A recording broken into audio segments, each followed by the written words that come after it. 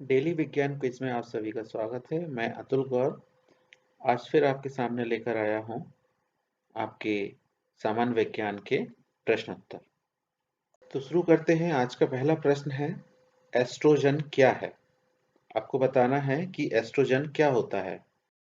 आपको बताता चलूं कि एस्ट्रोजन एक स्त्री हार्मोन होता है, मतलब एक ऐसा हार्मोन जो से केवल फीमेल्स में निकलता है। अगला प्रश्न है, विश्व जनसंख्या दिवस कब मनाया जाता है? आपको बताना है कि विश्व जनसंख्या दिवस कब मनाया जाता है। तो सही उत्तर है कि विश्व जनसंख्या दिवस 11 जुलाई को मनाया जाता है। अगला प्रश्न है कि मानव नेत्र में किसी वस्तु का प्रतिबिंब कहाँ बनता है? तो इसका उत्तर है कि मानव नेत्र में किसी भी वस्तु का प्रतिबिंब रेटिना पर बनता है। कहाँ पर बनता है? रेटिना पर। अगला प्रश्न है कि सूक्ष्मदर्शी में कौन सा लेंस उपयोग किया जाता है, या फिर सूक्ष्मदर्शी में कौन सा लेंस प्रयोग किया जाता है। तो आपको बता दें कि सूक्ष्मदर्शी में हमेशा उत्तल लेंस का प्रयोग होता है। किस लेंस का प्रयोग होता है? उत्तल लेंस। आपका पांचवा प्रश्न है कि एक कोशिक जीव का उदाहरण बताइए। मतलब हमें एक ऐसे जीव का उदाहरण बताना है जो केवल एक कोशिका से बना होता है। तो इसका सही उत्तर है अमीबा। अमीबा केवल एक कोशिका का बना होता है। छठवां प्रश्न है कि समान रचना एवं कार्य वाली कोशिकाओं के समूह को क्या कहते हैं? मतलब आपको बताना है कि ऐसे समूह को क्या कहते हैं जिनकी सभी कोशिकाएं रचना में भी एक समान होती हैं और कार्य भी एक ही करती हैं। इसका सही उत्तर है ऊतक। ऊतक उस समूह को कहते हैं जिसकी सभी कोशिकाएं एक समान कार्य करती हैं और उनकी संरचना भी एक सी होती है। अगला प्रश्न है कि फलों को पकाने के लिए कौन सी गैस उपयोग की जाती है?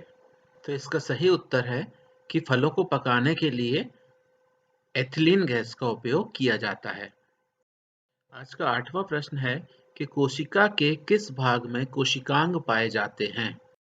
तो कोशिका के सभी कोशिकांग जीव द्रव्य कला में पाए जाते हैं।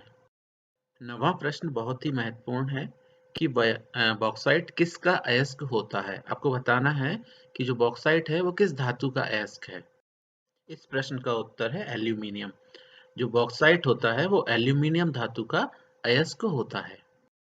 अगला प्रश्न भी धातुओं से ही संबंधित है कि धातु का तार बनाने का गुण क्या कहलाता है। आपको बताना है कि जो धातु से हम तार बनाते हैं उसको कहते क्या है, उस गुण को। तो आपको बता दूं कि धातु से तार बनाने के गुण को हम तन्यता कहते हैं। क्या कहते हैं? तन्यता। किसी तल पर लगने वाले अभिलंबवत बल को क्या कहते हैं? सही उत्तर है दाब। किसी तल पर लगने वाले अभिलंबवत बल को दाब कहते हैं। 12वां प्रश्न है कि सौर ऊर्जा को सीधे विद्युत ऊर्जा में किसके द्वारा बदला जा सकता है? इसका सही उत्तर है कि सौर ऊर्जा को सीधे विद्युत ऊर्जा में बदलने के लिए सौर सेल की आवश्यकता होती है। अगले प्रश्न में आपको एक ऐसे जीव का नाम बताना है जिसमें बाह्य निषेचन होता है। तो इसका सही उत्तर है मेंढक। मेंढक एक ऐसा जीव है जिसमें निषेचन की क्रिया शरीर के बाहर होती है, अर्थात बाह्य निषेचन होता है। इस प्रश्न में आपको एक ऐसे जीव का उदाहरण बताना है जो द्विलिंगी होता है। द्विलिंगी जीव का उदाहरण है केंचुआ।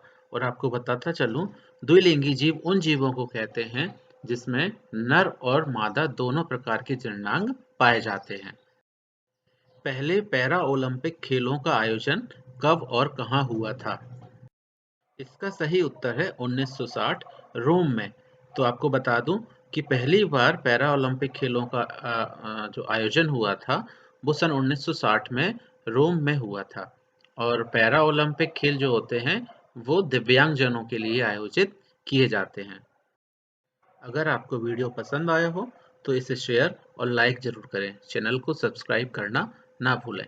मैं अतुल गौर जल्द हाजिर होऊंगा विज्ञान के कुछ और रोचक प्रश्नों के साथ। धन्यवाद।